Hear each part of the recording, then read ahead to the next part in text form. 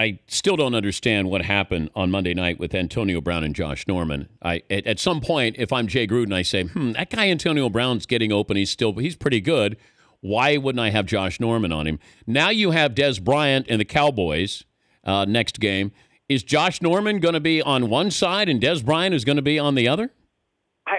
This is apparently what they did in Carolina most of the time. He was on one side.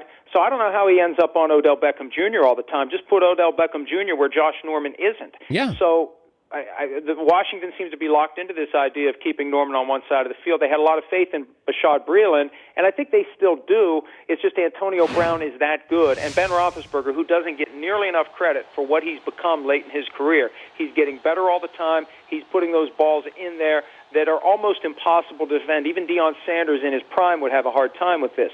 But the bottom line is you're going to pay a guy $15 million a year, and you're going to tell him you just stay on this side of the field. Now, that works if you're the Seahawks and you have the rest of the Legion of Boom. When the Packers, for example, decide they're just going to ignore Josh Norman week 1 of 2014, or not Josh Norman, but Richard Sherman, and throw the ball on the other side of the field. When you don't have the rest of the secondary to back up Josh Norman, that's not going to work for Washington. So they better start thinking about putting him on the number one receiver every week, or number one, this is going to keep happening, and number two, they're never going to get their money's worth. The Dan Patrick Show, weekday mornings on Audience.